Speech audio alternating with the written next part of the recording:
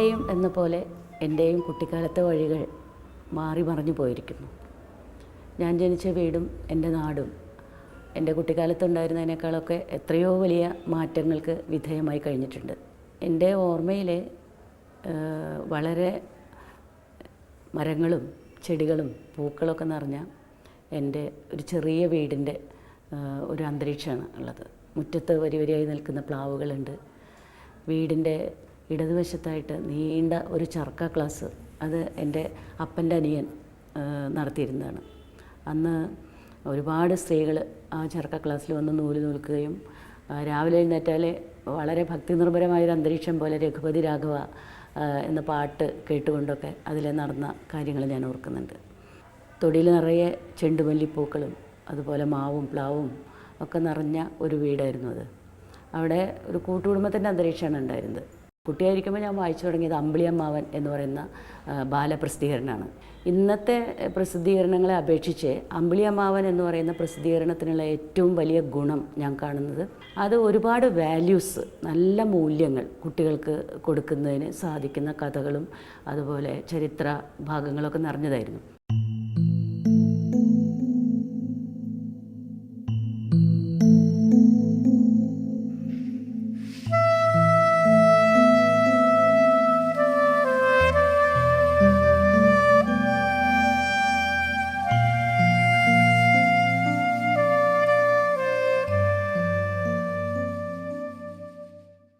ആത്മമിത്രം എന്നൊക്കെ പറയാവുന്ന ഒരു വ്യക്തി, ഒറ്റ വ്യക്തി തന്നെ നമ്മുടെ ജീവിതത്തിൽ ഉണ്ടാവുള്ളൂ എന്ന് എനിക്ക് തോന്നുന്നു. ഒരുപാട് മിത്രങ്ങളുണ്ടായിരിക്കും, നമുക്ക് ഒരുപാട് സൗഹൃദങ്ങളുണ്ടായിരിക്കും. പക്ഷേ അതിൽ നിന്ന് ഒരാൾ നമ്മുടെ ആത്മമിത്രമായി തരും.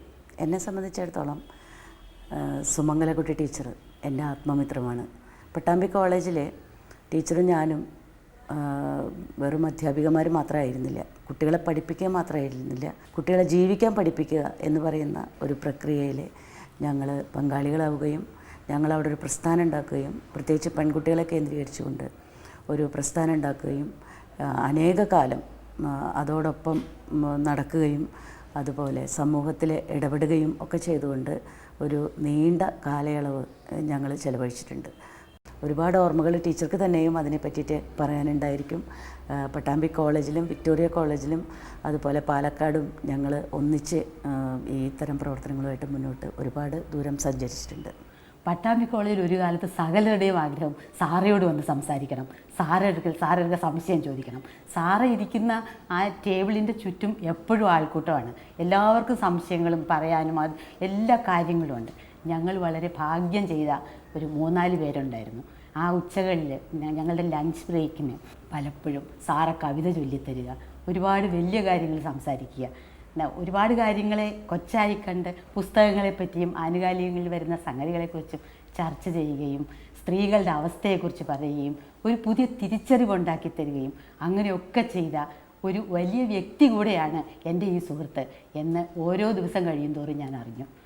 ഏറ്റവും പ്രധാനപ്പെട്ട, മനസ്സിൽ ഇന്നും ഒരു അത്ഭുതം പോലെ ഓർക്കുന്ന ഒരു സംഭവമുണ്ട്.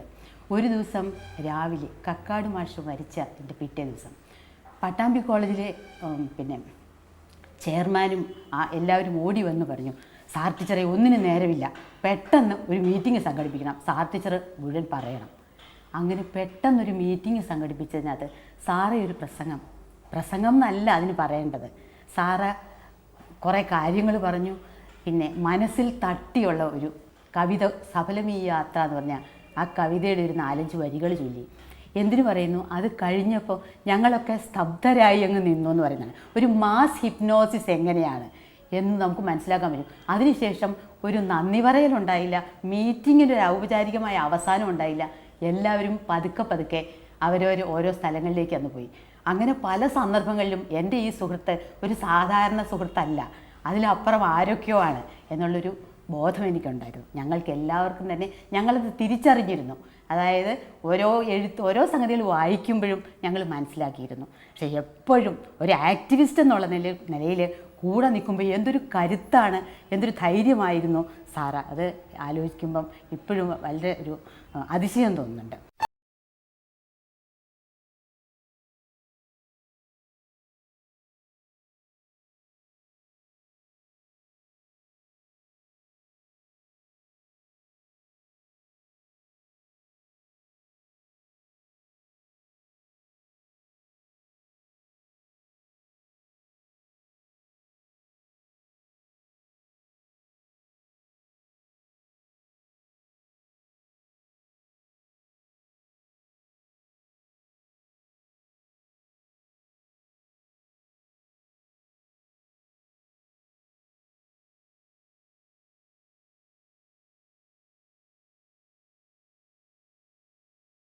Girls high school Chelakkottukara. ഇതാണ് ഞാൻ 1-ാം ക്ലാസ് തൊട്ട് 10-ാം ക്ലാസ് വരെ പഠിച്ച സ്കൂള്. ഒരുപാട് എൻ്റെ ചിന്തയെ, വായനയെ, എൻ്റെ ഭാവി കാലത്ത് ഞാൻ ഒരു എഴുത്തുകാരി ആവാൻ ഉള്ള ഒരു സാഹചര്യത്തെ ഒക്കെ എനിക്ക് ഉണ്ടാക്കി തന്നത് എൻ്റെ ഈ പ്രിയപ്പെട്ട വിദ്യാലയമാണ്. ഇവിടുത്തെ അധ്യാപകരെയും അതുപോലെ തന്നെ എൻ്റെ കൂട്ടുകാരെയും അതുപോലെ ഓരോ സന്ദർഭവും, കാരണം എനിക്ക് ഒരു ഔദ്യോഗിക വിദ്യാഭ്യാസം എന്ന് പറയുന്നത് ഇവിടം കൊണ്ട് കഴിയുകയാണ്. ഈ സ്കൂളിൽ പഠിച്ചതിന് ശേഷം പിന്നീട് ഞാൻ ട്രെയിനിങ് പറഞ്ഞ് TTCക്ക് പോയി അതോടുകൂടി എൻ്റെ ഔദ്യോഗിക വിദ്യാഭ്യാസം തീരുകയാണ്. ബാക്കിയുള്ളത് മുഴുവനും ഞാൻ MA വരെയുള്ള എൻ്റെ പഠിപ്പ് ജോലി ചെയ്തുകൊണ്ട് പ്രൈവറ്റായിട്ട് പഠിച്ചതാണ്. അതുകൊണ്ട് എനിക്ക് ഒരു സ്ഥാപനത്തിൽ ഞാൻ പഠിച്ചു എന്ന് പറഞ്ഞ് ഓർമ്മിക്കാനുള്ള ഏറ്റവും പ്രിയപ്പെട്ട ഒരു വിദ്യാഭ്യാസ സ്ഥാപനം ഇതാണ്. പിന്നെ എൻ്റെ ഏറ്റവും ഓർമ്മയിലുള്ളത് 9-ാം ക്ലാസ്സിൽ പഠിക്കുമ്പോൾ എൻ്റെ കല്യാണം കഴിഞ്ഞു എന്നുള്ളതാണ്. ആ കല്യാണം കഴിഞ്ഞിട്ട് 9-ാം ക്ലാസ്സിലെ ഹാഫ് ഇയർലി എക്സാമിൻ്റെ സമയത്താണ് വീട്ടിൽ കല്യാണമൊക്കെ ആലോചിച്ച് പിന്നെ കല്യാണം ഏർപ്പാടാക്കി. അപ്പോൾ പണ്ഡിറ്റ് മാഷ് പറയുന്നത്, പണ്ഡിറ്റ് മാഷ് അപ്പന് സമ്മതം കൊടുത്തു എന്നാണ്, കെട്ടിച്ച് വിട് എന്ന് പറഞ്ഞു എന്നാണ്. അത് ഞാനിപ്പോഴാണ് അറിയുന്നത്, ഈ അടുത്ത കാലത്ത് പണ്ഡിറ്റ് മാഷ് പറഞ്ഞപ്പോഴാണ് അറിയണത്. എന്തായാലും എനിക്കത് അത്ര നല്ലൊരു എക്സ്പീരിയൻസ് ആയിരുന്നില്ല. എനിക്ക് പഠിക്കണം എന്നുള്ള മോഹം തന്നെയായിരുന്നു. അതുകൊണ്ട് ഒരാഴ്ച കഴിഞ്ഞപ്പോൾ എൻ്റെ ഹസ്ബൻഡിൻ്റെ അടുത്ത് ഞാൻ പറഞ്ഞു എനിക്ക് പഠിക്കാൻ പോകണം പറഞ്ഞു. അദ്ദേഹം വളരെ വില്ലിങ് ആയിരുന്നു പഠിക്കാൻ പോകുക. കാരണം അവരൊരു കാർഷിക കുടുംബമാണ്, ഒരുപാട് കൃഷിയും സംഗതികളൊക്കെ ഉള്ളിടത്ത് എനിക്കൊന്നും ചെയ്യാനില്ല. അപ്പോൾ അതുകൊണ്ട് പഠിക്കാൻ അനുവദിച്ചു. ഒരാഴ്ച കഴിഞ്ഞപ്പോൾ ദാവണി ചുറ്റി ഞാൻ ഈ സ്കൂളിലേക്ക് തിരിച്ചു വന്നു. അപ്പോൾ എൻ്റെ കൂട്ടുകാരികൾ എന്നോട് എപ്പോഴും പറയുന്നത്, എനിക്ക് കല്യാണം കഴിഞ്ഞതിനുള്ള ഒരു മാറ്റം എന്ന് പറയുന്നത് പാവാടേൻ്റെ ജാക്കറ്റിൻ്റെ മീതെ ഒരു ദാവണി വന്നു വീണു എന്നുള്ളതല്ലാതെ നിൻ്റെ പെരുമാറ്റത്തിലോ ചിരിയിലോ കളിയിലോ സ്മാർട്ട്നെസ്സിലോ ഒന്നും തന്നെ ഒരു മാറ്റവും വന്നതായിട്ട് ഞങ്ങൾ കാണുന്നില്ല.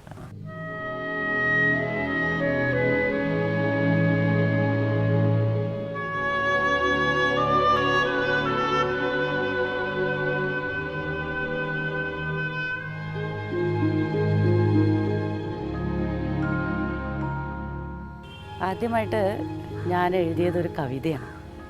എഴുതാനുള്ള ആഗ്രഹം ഉണ്ടായിരുന്നു, ധാരാളം വായിക്കുന്നതുകൊണ്ട് എഴുതണം എന്നുള്ള മോഹം ഉണ്ടായിരുന്നു. പക്ഷേ അത് എഴുതിയത് ശരിയാണോ തെറ്റാണോ അങ്ങനെയുള്ള കുറേ ആശങ്കകൾ ആർക്കും എന്നതുപോലെ എനിക്കുണ്ടായിരുന്നു.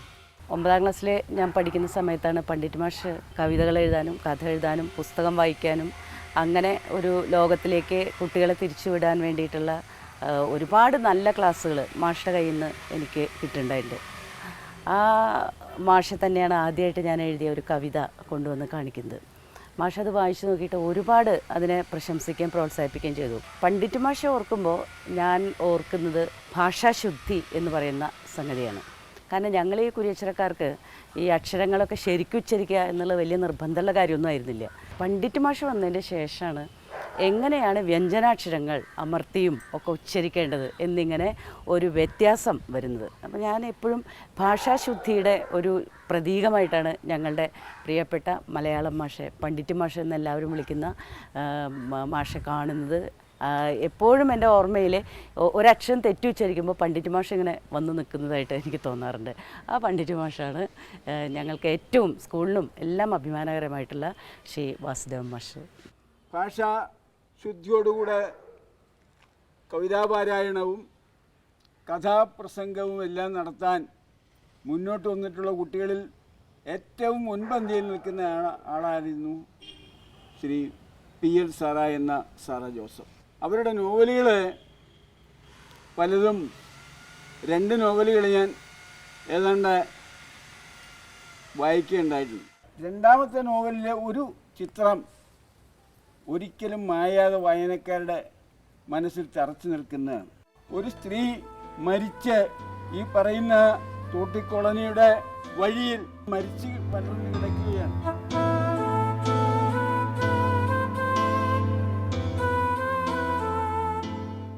ഈ പടവുകളിൽ ഈ മുറ്റത്ത് ഓടിച്ചാടി കളിച്ചിരുന്ന എൻ്റെ കളിക്കൂട്ടുകാർ, എൻ്റെ പ്രിയപ്പെട്ട കൂട്ടുകാരി ശാന്ത പോൾ. അന്ന് സ്കൂളിൽ പഠിക്കുന്ന സമയത്ത് എൻ്റെ ക്ലാസ്സിലെ ഏറ്റവും സുന്ദരി കുട്ടി, വികൃതി കുട്ടി, ഞങ്ങളുടെ പണ്ഡിറ്റ് മാഷ് ചിരിക്കുടുക്ക എന്ന് പേരിട്ട് വിളിച്ചിട്ടുള്ള കുട്ടി, അതാണ് പ്രിയപ്പെട്ട ശാന്ത. അവൾക്ക് എല്ലാത്തിനും വളരെ ലഘുവായിട്ട് വളരെ ലാളിത്യത്തോടുകൂടി കാര്യങ്ങളെ കാണുകയും അതിനെപ്പറ്റി ഒരു കമൻറ്റ് പറയുകയും ചെയ്യാനുള്ള ഒരു രീതി ഉണ്ടായിരുന്നു.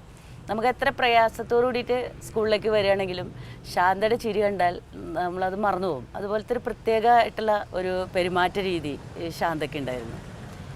ശാന്തയെ ഞാൻ ഈ അടുത്ത കാലത്ത് കാണുന്നത്, എനിക്ക് നാട്ടുകാർ ഈ നാട്ടിലെ ഒരു സ്വീകരണം ഏർപ്പെടുത്തിയപ്പോൾ എൻ്റെ കഴുത്തിലൊരു മുല്ലമാല അണിയിച്ചുകൊണ്ട് വളരെ വികാരനിർഭരമായൊരു നിമിഷം എനിക്ക് വേണ്ടി ശാന്ത ഒരുക്കി തന്നു. അതുപോലെ തന്നെ EA ത്രേസ്യക്കുട്ടി വളരെ ശാന്തപ്രകൃതിയായിട്ടുള്ള, എല്ലാം കൗതുകത്തോടു കൂടി ഇങ്ങനെ നോക്കിക്കൊണ്ട് നടക്കുന്ന ഒരു കൂട്ടുകാരിയായിരുന്നു ത്രേസ്യക്കുട്ടി. എല്ലായ്പ്പോഴും അവളുടെ കണ്ണുകളിലെ അത്ഭുതമാണ് ഞാൻ കാണുക. എല്ലാ കാര്യങ്ങളോടുള്ള ആ ഒരു പ്രതികരണം ഒരു അത്ഭുതത്തോടു കൂടിയാണ്. ഇതൊക്കെ ഇവിടെ സംഭവിക്കുന്നതാണോ എന്ന രീതിയിലുള്ള ഒരു അത്ഭുതത്തോടു കൂടി. ഇപ്പം എൻ്റെ ഇടത്തും വലത്തും ഇരിക്കുന്ന ഈ പ്രിയപ്പെട്ട കൂട്ടുകാരികൾ ആ പഴയ കുട്ടിക്കാലം, അതിൻ്റെ മധുരമായിട്ടുള്ള ഓർമ്മകളിലേക്ക് എന്നെ കൊണ്ടുപോകുന്നു.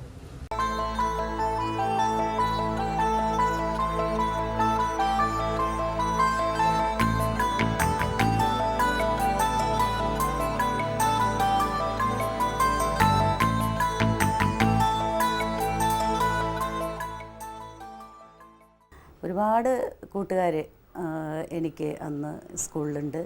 പക്ഷേ വർഷങ്ങൾക്ക് ശേഷം അവരെയൊക്കെ വളരെ അപൂർവമായിട്ട് മാത്രമേ ഞാൻ കണ്ടുമുട്ടിയിട്ടുള്ളൂ. 10-40 കൊല്ലങ്ങൾക്ക് ശേഷം കണ്ടുമുട്ടുന്ന അപൂർവം കൂട്ടുകാരിൽ ഒരാളാണ്